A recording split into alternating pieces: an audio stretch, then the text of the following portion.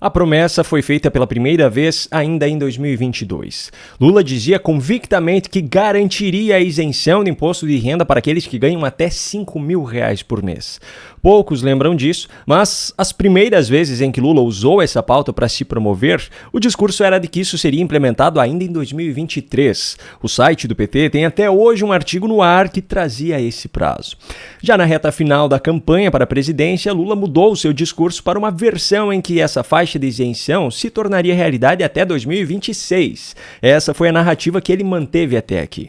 Pois bem, recentemente o ministro da Fazenda anunciou o pacote de corte de gastos, que na verdade não corta gastos em si, mas isso é assunto para outro vídeo, e para diminuir a impopularidade gerada por essas supostas medidas de cortes, o governo anunciou em paralelo essa isenção do imposto de renda para quem ganha até R$5.000.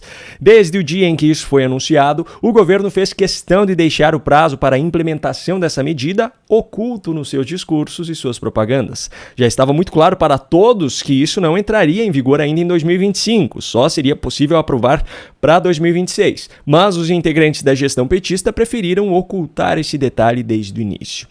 Acontece que, para o azar de Lula e dos seus aliados, uma das principais pseudojornalistas da emissora, que se tornou um puxadinho da Secom, acabou revelando que, de acordo com fontes internas do governo, essa promessa não apenas não tem mais nenhuma chance de se concretizar para 2025, como ainda corre agora sérios riscos de nem ser realizada no governo Lula. O governo está entendendo que, olha, vai dar para passar com muito esforço aquilo que for, assim,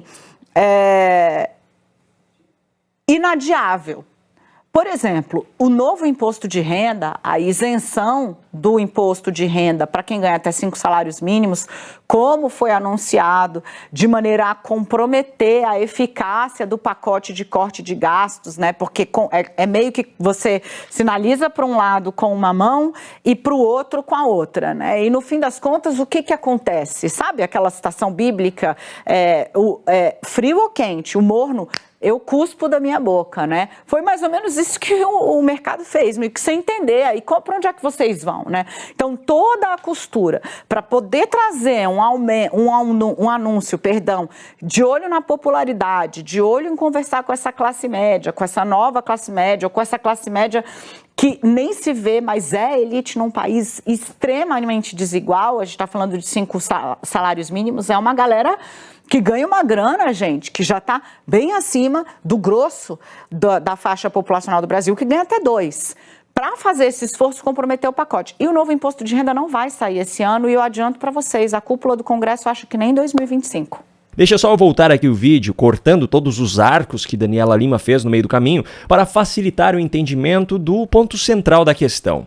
O governo está entendendo que, por exemplo, o novo imposto de renda, a isenção do imposto de renda para quem ganha até 5 salários mínimos, como foi anunciado, para fazer esse esforço, comprometer o pacote. E o novo imposto de renda não vai sair esse ano, e eu adianto para vocês, a cúpula do Congresso acha que nem em 2025. Agora é preciso esclarecer mais uma questão muito importante. Quando ela fala em sair esse ano, ela se refere a ser aprovado esse ano pelo Congresso Nacional para que pudesse valer a partir de 2025. Quando ela fala em sair em 2025, isso quer dizer aprovar em 2025 no Congresso para que passasse a valer a partir de 2026. Ou seja, a pseudojornalista militante Daniela Lima adianta que é muito provável que essa promessa, que foi uma das principais de Lula na campanha de 2022, não será cumprida nesse mandato. E a razão para que isso aconteça, ou melhor, não aconteça, é muito simples. Essa é uma medida que não depende apenas do governo. Ela precisa ser aprovada pelo Congresso Nacional. O Congresso Nacional é formado por parlamentares da base governista, assim como parlamentares de oposição, mas quem realmente decide as coisas é o Centrão, que é a grande maioria. E o Centrão age sempre de acordo com os próprios interesses. Daniela Lima citou isso, inclusive, só que nas suas próprias palavras de militante. E a cúpula do Congresso fala, até para 2025 eu acho difícil aprovar. Inclusive porque 2026 tem ano de eleição e o Congresso no ano que vem já vai estar fazendo esta conta. Bom, eu vou dar este presente para este governo? Toda essa história deixa evidente uma falha grave no jogo político sujo do PT. Lula vem cozinhando essa promessa ao longo de toda a campanha de 2022 e do seu atual mandato. O governo pretende gastar R$40 milhões em campanhas publicitárias por mais que isso não faça absolutamente nenhum sentido, justamente sobre os cortes de gastos e essa nova isenção de imposto de renda.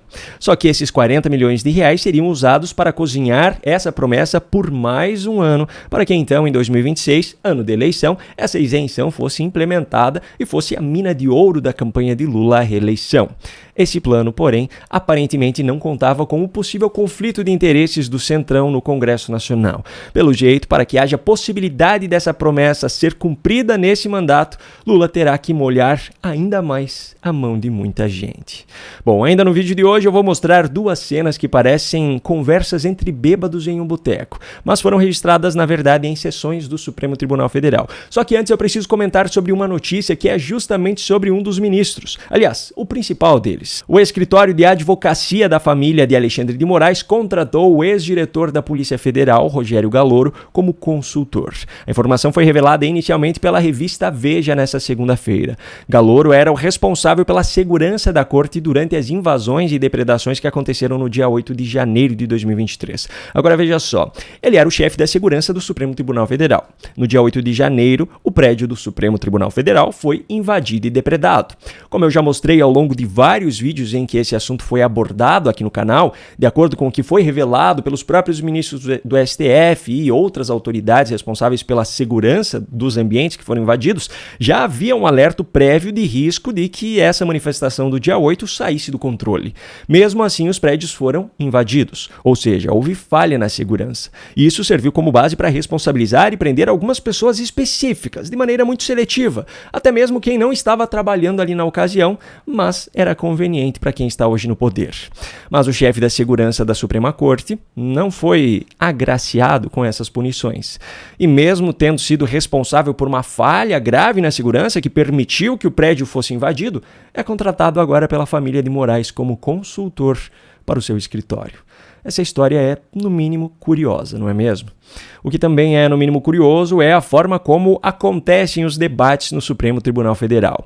Na semana passada foi dada sequência aos julgamentos de ações envolvendo o Marco Civil da Internet, que na prática estão resultando em uma regulação feita por conta própria pelo STF. Só que tem duas cenas que viralizaram ao longo do último final de semana que mostram o nível dos debates que estão acontecendo. Os vídeos que você verá a seguir, por mais que pareçam conversas entre bêbados em um boteco, são de debates entre ministros do Supremo Tribunal Federal. Primeiro, Alexandre de Moraes e sua dificuldade em resolver um CAPTCHA. A inteligência artificial já existe. Basta ver que, não poucas vezes, e talvez seja uma das coisas mais chatas que existe, você vai entrar em alguma coisa, pergunta, você é um robô? Daí você fala, não. Aí vem, clique onde tem semáforo. Né? Você clica o semáforo, nunca dá certo. Só dá certo na terceira vez ou quarta vez, porque acho que o robô não tem tanta paciência quanto o ser humano. Olha, eu particularmente sempre resolvo de primeira, então eu acho que o problema está no ministro e não nos enigmas. O problema é que, infelizmente, um cara que não consegue nem resolver um CAPTCHA tem hoje em mãos o poder de fazer o que quiser com esse país. Mas essa ainda não foi a pior cena registrada. A pior vem agora. O ministro Luiz Fux já tem um jeito de falar um pouco enrolado que, para quem não o conhece, já parece que tomou umas e outras antes de ir trabalhar. A coisa só piorou então com os argumentos dele e de Dias Toffoli. Quem reproduz essas informações todas é o robô. Nós estamos tratando de liberdade de expressão de pessoas, quando, na verdade, no fundo, o grande protagonista dessa circulação de todas essas informações, ou falsas ou verdadeiras, ou dirigidas para as bolhas que eles próprios criam, é a inteligência artificial. A culpa é do robô. A mão invisível da inteligência artificial. Muito se fala da mão invisível do mercado. Mas existe a mão invisível da inteligência. De regular as máquinas. A mão é invisível, mas o cérebro é visível. E os lucros mais ainda. São as maiores empresas do mundo. É a teoria do risco, na verdade. Né? A lei brasileira de 1912 já impôs a teoria do risco para as ferrovias. E o que era a ferrovia? Se não uma via de comunicação.